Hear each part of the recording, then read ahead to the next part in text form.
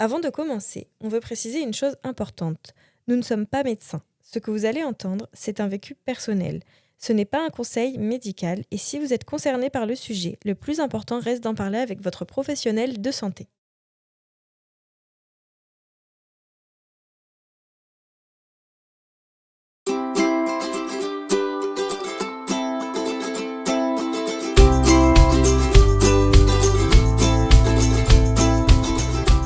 Bonjour à tous, aujourd'hui on accueille Maroussia sur Naissance insulaire. Bienvenue Maroussia. Merci. Est-ce que tu peux te présenter s'il te plaît? Alors, je m'appelle Maroussia, je suis maman d'une petite fille d'1 an et demi, qui s'appelle Poulpi, hein, son petit surnom, voilà. J'ai 29 ans. Oubliez pas mon anniversaire, 30 ans l'année prochaine. On n'oubliera pas. On a toutes 30 ans l'année prochaine dans ce studio. Donc tu es maman d'une petite fille d'1 an et demi et on te reçoit aujourd'hui dans Naissance insulaire pour parler du CMV. Est-ce que tu peux nous dire avec tes mots rapidement ce que c'est que le CMV? Alors, du coup, le cytomégalovirus, donc CMV, c'est une maladie complètement bénigne chez tout le monde. C'est une simple grippe, mais qui peut être très dangereux, en fait, pour, une maman, enceinte, entre la conception et les 3 premiers mois, de grossesse. Voilà. Et ça atteint après, ça peut atteindre le fœtus et ça va atteindre tout ce qui est, neuro, Ok. en Et toi, général. tu viens témoigner aujourd'hui parce que c'est quelque chose que tu as vécu. Voilà, On t'a, enfin, tu as été diagnostiquée avec le CMV enceinte de ta fille. c'est ça. Je l'ai appris, j'étais à 7 mois de grossesse, et après tout s'est enchaîné, assez rapidement. Voilà, donc pour résumer, effectivement, le cytomégalovirus, c'est un virus C'est ça. de la famille des herpès et qui est les symptômes, les symptômes pour les personnes qui sont en bonne santé, etc. C'est vraiment un petit rhume, quoi. C'est ça et ça s'attrape, tout bêtement, hein, donc ce sera par tout ce qui est sécrétion. Donc ça peut être les larmes, la morve, la bave et le sperme. Voilà. Enfin, le sperme, je le savais pas, je l'ai su, après en faisant des recherches Mais les selles et les urines et aussi. voilà, Mm. c'est ça. Tout ce qui est voilà, tout ce qui sera muqueux, en fait. Donc on va reprendre au début, parce que là on allait un petit peu plus loin dans l'épisode, on a contextualisé, mais déjà, avant d'être une maman enceinte avec le cytomégalovirus, tu as eu un projet de devenir maman. Alors oui, moi, ça fait longtemps, que je veux devenir maman, vraiment, je crois que c'est, dans les mœurs ici de devenir maman. Heu et bon, mon conjoint qui a déjà une première fille, au début, ça il était pas vraiment pour et au fur et à mesure qu'on avançait dans notre relation, il a un beau jour, je sais pas, ça lui est venu, il m'a demandé de m'asseoir à côté de lui et il m'a dit, «Bah là, vas-y, arrête ta pilule». Et j'ai rigolé, hein, parce que c'était vraiment, trop drôle, cette façon de demander, enfin et puis je fais: «Mais pardon, non en fait, pas comme ça». Et c'était fin mai, je crois et j'ai pas arrêté tout de suite, j'ai gardé encore, jusqu'à, presque fin juin, ma contraception et j'ai arrêté et je suis tombée enceinte en fait, directement. Alors que enfin, pour moi, je pensais que c'était impossible parce que ça fait des années que je prends la pilule, que ma mère est atteinte d'endométriose très, très, fort et que moi aussi, j'avais, en fait, j'ai le syndrome du SOPK et donc je lui avais dit: «Bon, bah, j'arrête maintenant, mais je tomberai enceinte que l'année prochaine, voire l'année d'après, mais on se presse pas» et en fait, non, je suis tombée enceinte en juillet. Ok, oui, SOPK, syndrome des ovaires C'est polykystiques. ça. Et donc là, t'as trop bonne nouvelle, t'étais trop contente. Ouais, mais en fait, j'ai eu des symptômes tout de suite. Vraiment, je mange pas beaucoup de viande rouge, vraiment très, très peu et j'avais envie de steak haché, mais vraiment et j'en ai mangé peut-être pendant une semaine que des steaks hachés, je voulais que ça et et du coup, donc j'ai fait un premier test qui était négatif et j'en ai refait un autre 2 semaines après qui était positif et j'étais toute seule chez moi et j'envoie un message à mon copain parce que j'étais pas sûre, je comprenais pas, enfin un peu bête quoi, Premier bébé surtout.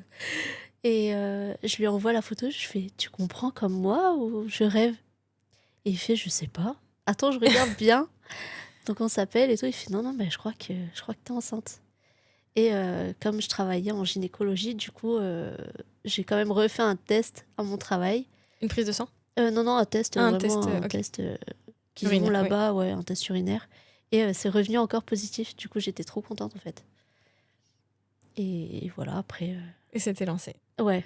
Donc en fait, tu lui as dit par la petite photo. Ouais, alors que moi, enfin, j'avais vu les trucs américains avec la petite boîte. Je voulais trop, Les pour ma mini première chaussures grossesse, et tout. ouais, voilà, je voulais trop faire un truc comme ça, vraiment à l'américaine, ou un petit body, vraiment un truc, bah voilà, je suis enceinte. Pas du tout. T'as été C'est prise dans vraiment, le. vraiment le truc trop bête, quoi. Mais c'était trop marrant. Ok, et là, comment t'as lancé le suivi de grossesse? T'as tout de suite pris rendez-vous chez le gynéco? Est-ce que t'as vu une sage-femme d'abord? Est-ce que t'as fait un test sanguin? Comment ça s'est passé? Bah comme, voilà, comme je te disais, je travaillais en gynécologie, donc c'était quand même assez facile, enfin, comparé à d'autres personnes où c'est difficile d'avoir des rendez-vous. Moi, c'était assez facile, entre deux patientes ou à la fin d'un service, j'avais une petite écho. Donc, j'ai eu ma première écho donc, dans le vagin, donc pour voir s'il y avait bien donc, la petite graine. Et du coup, c'est bon, c'était bien là. Et après, bah, en fait, ça s'est vite enchaîné, j'ai été hospitalisée. À 4 semaines de grossesse, j'ai fini aux urgences parce que je vomissais, mais vraiment, vraiment le vomi de dragon, quoi. Rien de glamour dedans. Et j'avais la trachée irritée, je pouvais plus rien manger, plus rien boire, j'avais trop trop mal. Et donc j'ai été hospitalisée, et je suis restée 3 jours au CHT. Et en fait, c'est moi qui ai demandé à sortir parce que mon conjoint partait en voyage et je voulais pas rester toute seule au CHT, donc je préférais être surveillée chez moi par mon père. Donc je suis rentrée chez moi ensuite. Ok. Et Voilà. ça s'est passé comment, le retour à la maison? Est-ce que les nausées sont atténuées après le premier trimestre? Pas du tout. Et en plus, ce qui était un peu. Enfin, ce qui a été dur pour moi, c'est que travailler dans le milieu, on sait très bien qu'une grossesse jusqu'à 3 mois, ça peut ne pas tenir. Et je voulais pas l'annoncer à mes parents tant qu'on n'était pas sûr. Et au final, j'ai dû l'annoncer dans ma chambre d'hôpital à mes parents que j'étais enceinte. Et, euh, et ça m'a un peu attristée parce que bah, déjà, ma mère, elle m'a pas dit tout de suite félicitations parce que voilà, enfin, elle sait ce que c'est de Elle est... perdre Ouais, des t'inquiète aussi enfants. peut-être de te voir à l'hôpital.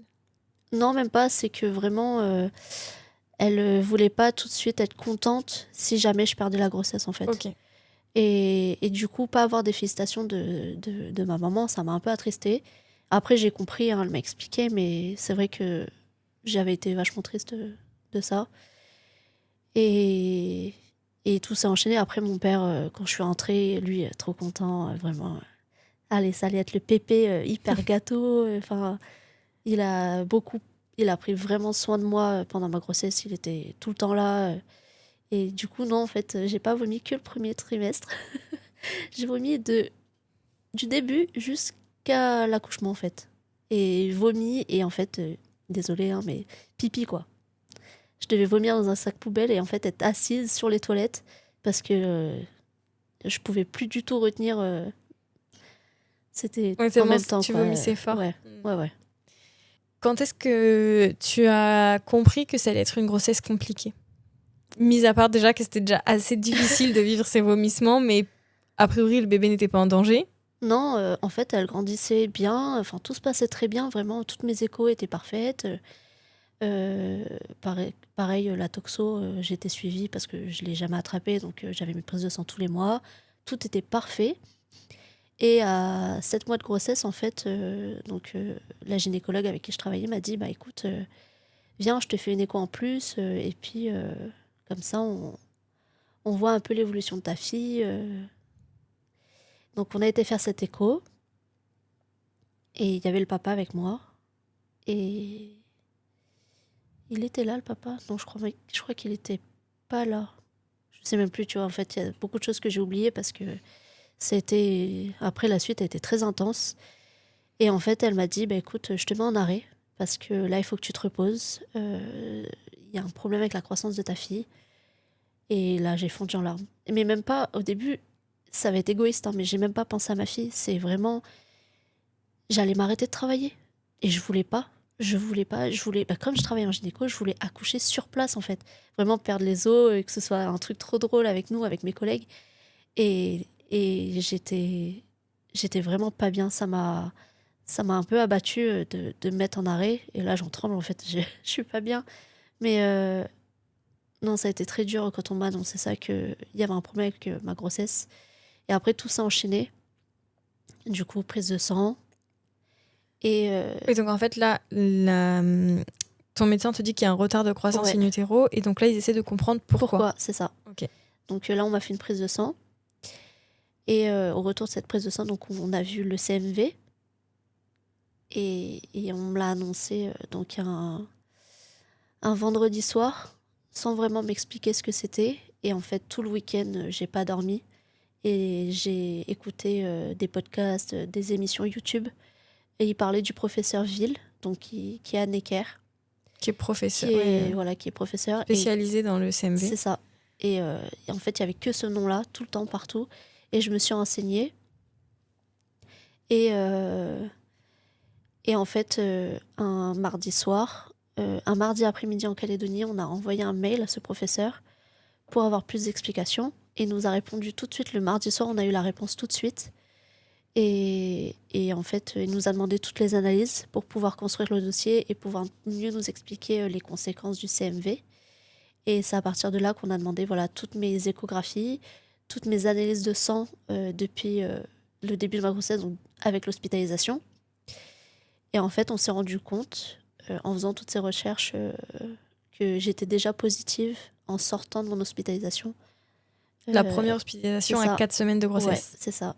Que j'étais déjà positive, en fait. Et c'est là qu'il y a eu, en fait, un manquement du gynécologue. C'est que la prise de sang était déjà positive, donc au début de ma grossesse, mais le résultat n'avait jamais été regardé. Donc j'ai continué ma grossesse comme si de rien n'était, jusqu'à 7 mois, où on m'annonce que je suis positive, sans m'expliquer du coup ce que c'était. Et là, tout est parti, en fait. J'ai fermé la porte de la chambre de ma fille qu'on avait préparée, parce qu'à 7 mois, Oui, on a quand même fait des plans sur la comète, le linge, le berceau. bien sûr. Et tout a été fermé. On a fermé la chambre. Je voulais plus entendre parler de ma grossesse. J'avais un beau là, je le mettais même plus. Je parlais même plus à ma fille. Enfin, je m'étais renfermée, je pleurais. Et Oui, parce que là, pour qu'on comprenne bien, qu'est-ce que tu as découvert ce week-end-là? Parce que toi, on te dit le vendredi soir, bon voilà, tu es positive au CMV, c'est tout. c'est tout. Tu Ouais. rentres chez toi et tu passes ton week-end à faire tes recherches. Ouais. Et qu'est-ce que tu trouves? Que du coup, le CMV, ça peut être très grave comme pas grave du tout. Que c'est un peu jouer avec la roulette russe. L'enfant peut être complètement. Ça peut atteindre vraiment. Enfin, ça peut être la surdité. Il peut être aveugle, complètement para, parce que ça peut toucher tout ce qui est psychomoteur. Et bon, étant maman, enfin, tu vois d'abord tout le négatif avant le positif. Enfin, moi, je réagis comme ça. Je me suis dit, mais en fait, je vais faire quoi? Si ça se passe comme ça, Oui, parce que ça peut aller de rien rien du tout C'est au ça, polyhandicap c'est ça. et même la mort in utero. Oui. Et c'est trop dur, enfin, de réfléchir à la suite. Et on m'a pas expliqué clairement après. Donc après, j'ai repris des rendez-vous avec le gynécologue, etc. Et on m'a pas expliqué clairement. Comme je travaillais avec eux, en fait, c'était assez dur pour eux aussi de mettre des mots sur mon dossier. Mais on m'a pas expliqué que, ils m'ont dit que j'avais le droit à l'IMG. Ils m'ont un peu recommandé de la faire, mais ils ont pas cherché plus. Et nous, après, on a donc renvoyé mon dossier à Necker. On a eu une visio avec lui et avec toutes les analyses Avec le professeur Ville. Oui, avec le professeur Ville et avec toutes les analyses que j'ai eues. Il nous a dit, bon, là, ils vont vous prescrire une amyosynthèse, du coup, pour voir si la petite, donc dans le placenta, était dans le liquide amniotique, s'il y avait des traces du CMV. S'il y avait des traces, c'est qu'elle est atteinte. Oui, parce qu'en fait, le danger, Oui, oui. En fait, le danger, ce serait que toi, en étant contaminé, tu contamines ton bébé. C'est ça. Parce qu'en fait, tu peux aussi être contaminé, que le bébé ne soit pas contaminé, Oui. c'est aussi une option. Voilà, c'est Mais pour là, ça il fallait déterminer si le liquide amniotique était contaminé, auquel cas le bébé l'est. C'est ça. Et que c'est là qu'il y a plus de séquelles, du coup, après, à la naissance ou non, du coup, s'il n'y a pas de naissance. Mm. Et donc. Oui, il peut aussi ne pas y avoir de séquelles. C'est ça, Mm. oui. Mais voilà, c'est ce que je disais, c'est que tu joues à la roulette russe. Parce que même si le liquide est affecté, ton bébé ne peut ne rien avoir. Et c'est pour ça que c'est assez compliqué. Enfin, nous, ils nous ont proposé, sans proposer l'IMG, Et en fait, donc on a eu, donc après, on a eu les résultats de la myosynthèse. On a IMG tout, qui est l'interruption médicale de c'est ça. grossesse. On a tout renvoyé à Necker. Et le professeur Levine nous a dit non, franchement, arrêtez pas votre grossesse. Au pire des cas, vraiment, avec toutes les analyses que je vois, tout ce que j'avais déjà comme élément avant, parce qu'il a déjà eu plusieurs affaires avec des patientes atteintes du CMV, arrêtez pas votre grossesse. Votre petite, elle peut avoir une surdité ou une surdité partielle, ou rien du tout. Donc c'est suite à ce rendez-vous que mon conjoint, du coup, a décidé... Enfin, il dit qu'on a décidé, mais c'était vraiment lui le porte-parole, en fait, pour cette grossesse, parce que moi, j'avais complètement arrêté d'y croire. Tu t'es laissé guider par lui clairement. et le professeur Ville. Oui, oui, oui. C'était eux mes piliers, en fait. C'était eux qui allaient décider de la suite. Et donc, on a gardé la grossesse. Et franchement, je regrette pas du tout d'avoir gardé cette grossesse. Et après, voilà, tout s'est enchaîné. Donc, il y a donc j'ai pris un médicament. Si on avait été au courant plus tôt que j'avais le CMV, j'aurais pu le prendre beaucoup plus tôt et ça aurait pu encore peut-être, on ne sait pas, hein, atténuer les séquelles que ma fille a aujourd'hui. Ou pas du tout, parce que voilà, on ne sait pas comment réagit ce médicament. Mais du coup, je l'ai pris pour la fin de ma grossesse, jusqu'à la fin de ma grossesse. Et j'ai eu un déclenchement, parce que pareil, laisser le bébé trop longtemps dans ce liquide amniotique, ça pouvait être encore plus dangereux. Donc j'ai été déclenchée à 37 semaines, plus de jours. Parce que c'était les recommandations si le liquide est affecté. Ok. Donc toi, tu as pris ce médicament qui est un antiviral. C'est ça. Qui n'est pas un médicament spécifique au CMV, c'est ça? C'est vraiment un antiviral pour plusieurs infections.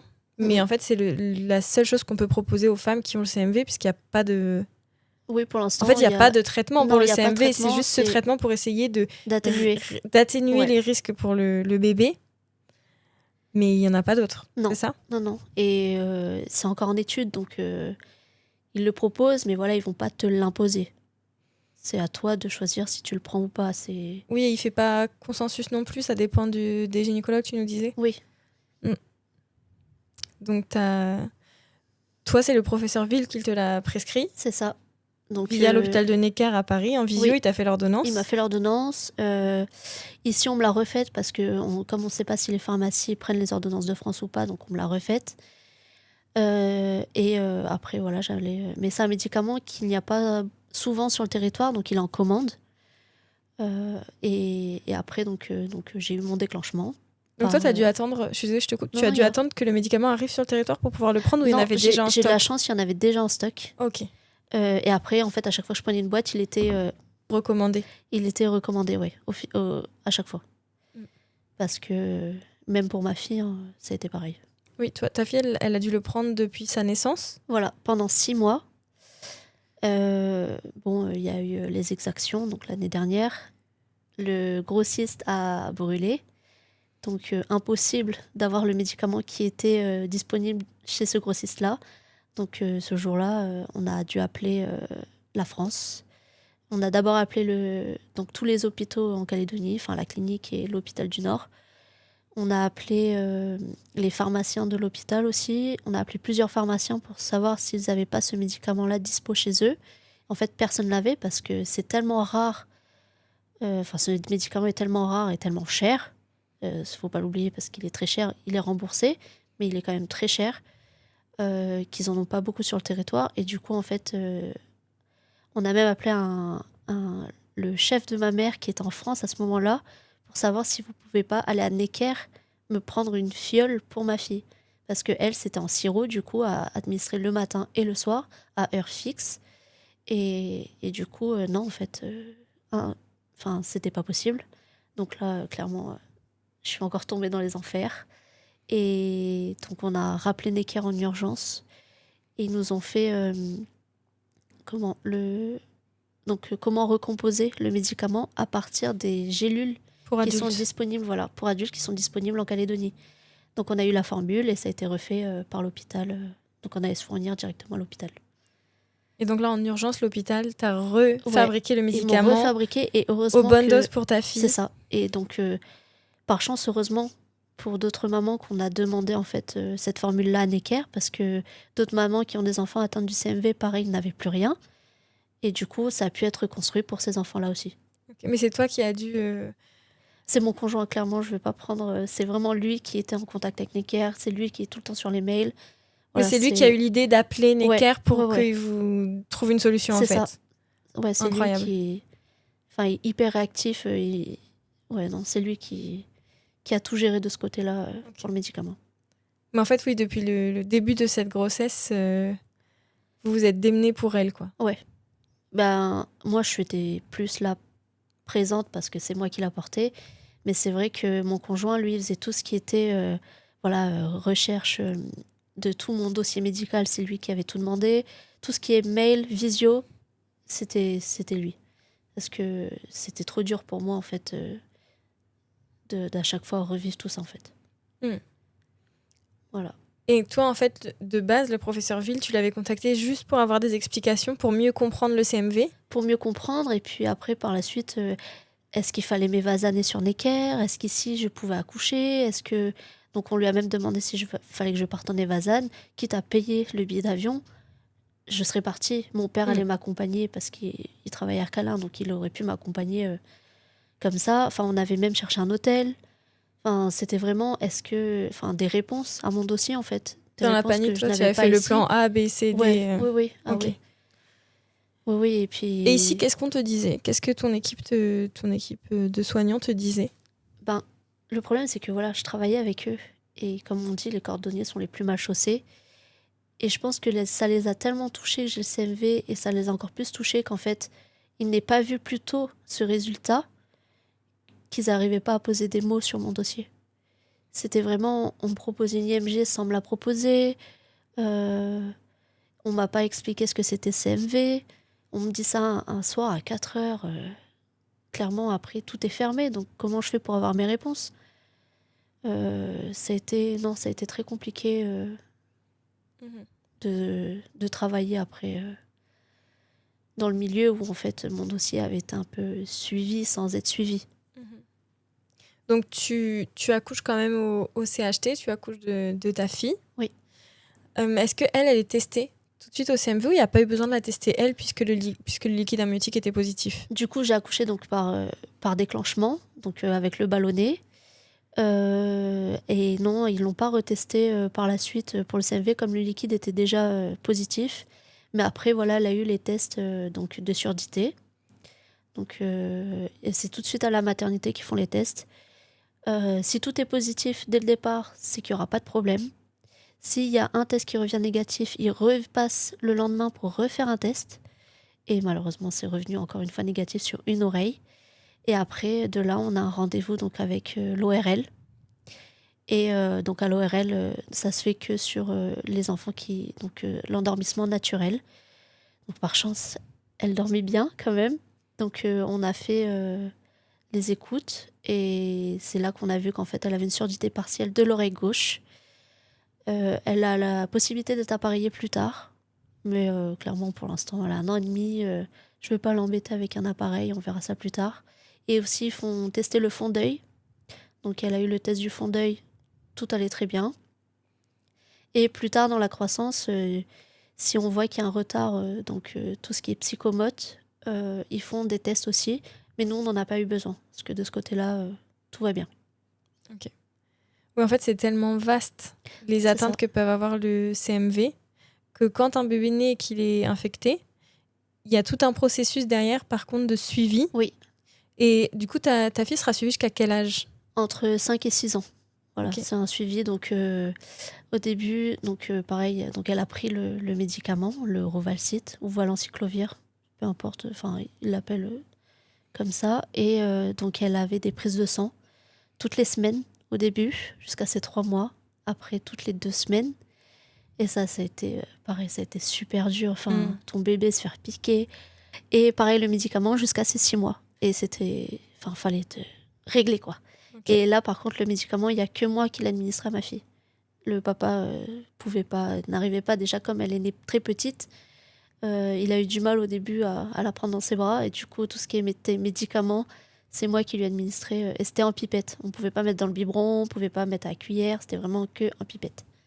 Mais franchement, elle était très cool. Hein. Elle Elle ouvre le la prenait bouche. bien. Ouais. Je l'ai goûté. Hein. C'est vraiment pas bon. Mais non, elle a pas eu de Elle a problème. été mignonne, elle Ouais. a bien pris son traitement. Ouais. Et donc, tu me disais qu'elle avait des prises de sang. Qu'est-ce qu'il regardait dans cette prise de sang? Les globules, parce que ce médicament peut toucher les globules blancs. Ok. Et elle a eu une chute de globules blancs à un moment donné. Donc après, on réduisait la dose. Et pareil, ils augmentent la dose suivant le poids. Et après, suivant les prises de sang, ils réduisent la dose. Ou des fois, il y a des fois, on ne donnait pas. Et il y a même une fois, j'en ai pleuré. Mais en fait, c'était pas la même pipette qu'il y avait dans la boîte. Elle était plus grosse, mais moi, tellement habituée à remplir les pipettes que j'ai pas fait attention. J'ai rempli la pipette et en fait, je lui ai administré 2 fois la dose. Et là, j'ai appelé en urgence l'hôpital. Qu'est-ce que je fais? J'étais en pleurs, en panique. J'étais pas bien. J'étais ah non, je vais lui faire du mal. Et non, en fait, on m'a juste demandé d'arrêter 2 jours de suite la dose et de reprendre plus tard. Mais trop compliqué. La panique, ouais. Ouais. En fait, c'est déjà tellement fatigant le postpartum. En plus, tu as eu une fin de grossesse extrêmement stressante. Ouais. Effectivement, le changement de pipette, là. Ouais. Mais oui, on peut que comprendre la panique que tu as ressentie à ce moment-là, sachant que c'est un traitement qui est quand même lourd. Oui. Ouais. Et puis, si les enfants le prennent pas. Enfin, moi, j'imagine pas les parents qui ont des enfants qui veulent pas prendre le médicament, quoi. Parce que si tu le prends pas, tu vas pas appuyer sur la bouche de ton bébé qui vient de naître. Non, j'ai vraiment eu de la chance qu'elle adorait. Maintenant, elle déteste le Doliprane en sirop, mais alors elle adorait son médicament. Tant mieux, Ouais. j'ai envie de te dire. Oui, est-ce que toi, tu nous as dit, quand on s'est rencontrés pour préparer l'épisode, que toi, tu voulais témoigner parce que tu avais envie que ce soit plus connu, le CMV, qu'on en parle plus, que les femmes soient au courant de ce que c'est, mais surtout de comment s'en protéger. Oui. C'est vrai que le CMV, pourtant, je travaillais en gynécologie, j'en avais jamais entendu parler.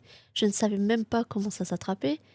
On parle beaucoup de la toxoplasmose, on parle beaucoup de la trisomie, mais le CMV, on n'en parle pas, alors que ça s'attrape tellement bêtement, tellement facilement, et ça peut avoir tellement de lourdes conséquences, non seulement pour les parents qui peuvent, voilà, comme nous, jouer à la roulette russe, mais avoir des enfants tellement atteints plus gravement que ma fille, ou des parents qui font une IMG, c'est très dur psychologiquement. Et puis, on va parler d'argent, mais pareil pour les assurances, avoir un enfant après, plus tard handicapé, ça coûte très cher aux parents, à l'assurance. Psychologiquement, c'est super dur. Moi, je comprends pas pourquoi on n'en parle pas ou qu'on fait pas juste de la prévention, en fait. C'est comme, voilà, comme la toxoplasmose. Pourquoi on ne fait pas plus de prévention? Et c'est ce que j'ai pas compris, en fait. Pourquoi... Enfin, il y a tellement de choses. Et donc là, maintenant, je suis en relation donc, avec l'association du CMV en France. J'aimerais monter une antenne relais ici en Calédonie pour pouvoir, voilà... donc j'ai déjà tous les flyers avec moi, mais je peux pas les distribuer sans avoir l'autorisation d'ici en Calédonie. Du coup, j'aimerais voilà, faire plus de prévention dessus, qu'il y ait même juste des flyers dans les services de gynécologie, chez les sages-femmes. Après, que les patientes, elles se renseignent ou pas, ça leur laisse un droit. Qu'elles fassent une prise de sang ou pas, parce que pareil, même si c'est pas pris en charge, les patientes, elles peuvent décider d'elles-mêmes d'aller se faire des prises de sang. De se faire dépister. C'est ça. Et c'est pas ce qui coûte le plus cher non plus. C'est pas comme un bilan sanguin complet. C'est... Voilà, c'est juste donner cette possibilité-là, en fait, aux gens de choisir. En fait, pour qu'on comprenne bien, l'utilité du dépistage systématique, elle a longtemps été remise en question parce qu'en fait, on ne savait pas quoi faire des données. C'est ça. Puisqu'on ne sait pas exactement... parce qu'il n'y a pas vraiment de traitement. Non. Donc en fait, je sais qu'avant, ils se demandaient pourquoi tester systématiquement. Maintenant, là, depuis juin 2025, les recommandations de la Haute Autorité de Santé ont changé. Oui. Maintenant, ils recommandent de faire en systématique un dépistage aux femmes qui ne savent pas si elles ont déjà eu le CMV dans leur vie ou qui savent qu'elles étaient négatives au CMV avant la grossesse. Donc maintenant, ils recommandent dans le premier trimestre de grossesse de dépister. Est-ce que c'est pratiqué ici? Ça, je ne sais pas. Mais ça, en tout cas, c'est les dernières recommandations de la Haute Autorité de Santé depuis juin 2025. Je sais qu'il y a de plus en plus de gynécologues et de sages-femmes qui font la prévention. Après, voilà, est-ce que, est-ce que les dames écoutent? Est-ce que, est-ce qu'elles ont vraiment toute la prévention de A à Z, vraiment sur ce que ça engendre en fait ensuite par la suite pour le bébé, quoi. C'est tout ça que, en fait, j'ai pas de réponse et j'aimerais bien que juste que ce soit plus reconnu, surtout ici où on est clairement tous ensemble, tous en communauté. On n'est pas des petites familles de 5 personnes. En général, quand on se côtoie, c'est toute la famille. On est en général une trentaine. Et ça s'attrape tellement facilement. Oui, parce qu'on n'en a pas encore parlé, mais en fait, ça s'attrape plus facilement quand on est en contact avec des jeunes enfants. Oui. Parce qu'ils sont plus contaminés que les adultes. Effectivement, les jeunes enfants ne savent pas pratiquer les gestes barrières. On l'a bien vu pendant le Covid. Donc, en fait, si on a... pour revenir sur les préventions et les gestes qui protègent, si on est maman de jeunes enfants et qu'on attend un autre enfant, ou si on est en contact avec des jeunes enfants via notre profession, C'est ça. ou même via le contexte familial, il faut faire attention, bien se laver les mains une fois qu'on a été en contact avec les enfants, surtout s'ils sont malades. Ouais, les mains, les bisous, faire attention. Voilà, s'il y a le nez qui coule, qu'on a mouché, qu'on a changé la couche, bien se laver les mains avec de l'eau et du savon, pas faire des bisous sur la bouche. C'est que c'est super compliqué à faire, j'imagine. Surtout quand t'es déjà maman. Surtout quand t'es déjà maman et que t'as un bébé un enfant en bas âge à la maison. Forcément que tu vas t'occuper de lui faire des câlins, lui faire des bisous, mais voilà, garder en tête que si on est enceinte et que c'est une deuxième grossesse, bien faire attention pour protéger le bébé. Et voilà, par exemple, s'il a les larmes qui ont coulé sur les joues, on peut faire un bisou sur le front, par exemple. Et puis, pareil dans l'eau du bain. Pas manger dans la même cuillère une fois qu'on a nourri son bébé, pas finir l'assiette, pas manger avec les mêmes ustensiles, le bol, la gourde, le verre. Ouais, c'est pour ça que c'est tout super dur. Tout ce qui a été en contact en fait, avec la salive. Ouais. C'est super dur, mais j'ai regardé en préparant l'épisode, ça réduit quand même vraiment les risques d'infection quand on fait attention avec ces gestes qui protègent. Et d'ailleurs, le conjoint aussi peut transmettre le virus. Donc en fait, il faut que le parent et le coparent fassent attention pour protéger le bébé à venir. C'est ça. Parce qu'ensuite, le coparent peut contaminer la maman via aussi sa salive, toutes les sécrétions, quoi. Voilà. Juste, vous vous mettez dans une bulle, vous approchez plus personne. Non, parce que en fait, ce qui est compliqué, c'est qu'il faut pas tomber non plus dans une psychose. Et en même temps... l'être un peu quand même. Et en même temps, il faut faire attention. C'est quand même l'infection congénitale la plus courante. C'est bien au-dessus de la toxoplasmose, par exemple. C'est ça. Et c'est pour ça que je ne comprends pas pourquoi il n'y a pas de prévention, en fait. Pourquoi... Vraiment, c'est... Que les gynécologues n'en parlent pas toutes les 5 minutes, bon, je comprends. Mais juste des flyers. Ou une affiche. C'est tellement... Ça peut être écrit en tellement gros caractères. CMV, cytomégalovirus. En général, dès qu'il y a virus dedans, les gens, ils sont quand même alertes. Et moi, c'est vrai qu'en travaillant dans le milieu en gynécologie, j'en avais jamais entendu parler. Jamais. Mais même des amis autour de moi, quand je leur ai annoncé que, voilà, peut-être que j'allais faire une IMG, peut-être pas. Ça aussi, ça a été dur, c'est que quand j'étais invitée, tu sais, ils viennent, ils te touchent le ventre. « Oh, je suis trop contente, t'es enceinte. » Mais c'est au moment où on avait appris que j'allais potentiellement faire une IMG. Et je souriais, alors qu'au fond de moi, j'avais juste envie de hurler. Mais je voulais en parler à personne. Et c'est un moment qui a été compliqué aussi, parce que vraiment, on s'est renfermé entre ma famille, mon conjoint et moi. On était vraiment dans une bulle où on n'en a parlé à personne. Et ça peut tellement détruire, vraiment juste psychologiquement, ça peut tellement détruire des gens. Donc c'est pour ça que j'aimerais faire plus de prévention en Calédonie sur le CMV. Donc j'aimerais être vraiment l'antenne relais de l'Association de France. Je leur en ai déjà parlé. Il faut que j'ai encore les autorisations ici. Mais voilà, si tu veux me rejoindre. Mais si des mamans nous écoutent et qu'elles ont aussi traversé l'épreuve du CMV, ou si elles sont sensibles au sujet, on mettra peut-être tes réseaux sociaux en lien dans la description du podcast. Et que comme ça, ou rien que suivre déjà l'association CMV de France. Ils font beaucoup de pétitions pour que ce soit un peu plus reconnu, que ce soit pris en charge. Je voulais quand même aussi rajouter que nous, on n'est pas là... nous, aucun diplôme de médecine, on n'est pas du tout professionnel de santé. Nous, on accueille juste la parole des parents Oui. dans le podcast. Et du coup, on peut pas. Nous, on n'est pas là pour juger le parcours de santé et dire en fait, il faut faire comme ça, il faut faire comme ça, il faut faire comme ça. On accueille juste toi, ton témoignage.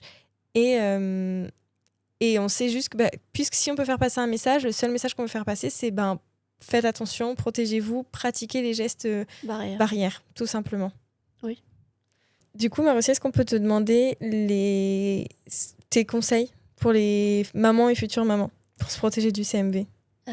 Du coup, c'est simple, vous êtes en projet bébé ou vous êtes dans votre premier trimestre, un peu, enfin voilà. C'est juste une prise de sang, donc qui peut vous être prescrite ou pas. Si vous voulez la faire de vous-même, vous pouvez aussi aller au laboratoire vous faire et la demander prise de une sang. prise de sang. Et vous pouvez sinon demander à votre médecin traitant, gynécologue, sage-femme de vous prescrire la recherche de CMV par prise de sang.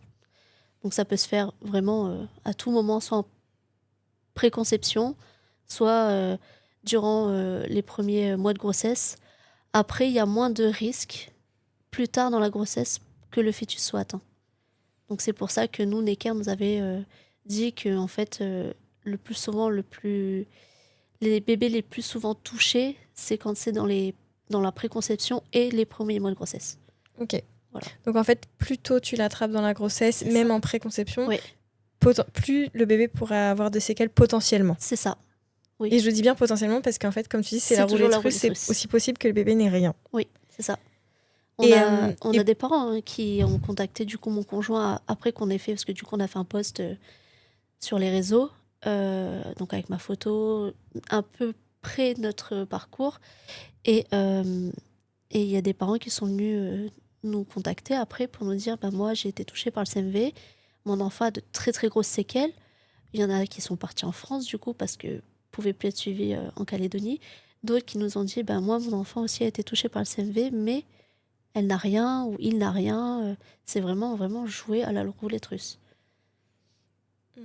Et si on est positif au CMV plus tard dans la grossesse, il y a moins de chances que ça passe au que fœtus. ça aille dans le liquide amniotique et que ça aille au fœtus. Ouais. C'est ce qu'il nous avait expliqué. Le professeur Ville. C'est ça. Ok. Et en tout cas, merci beaucoup Marussia d'être venue nous raconter ton parcours. Merci à vous.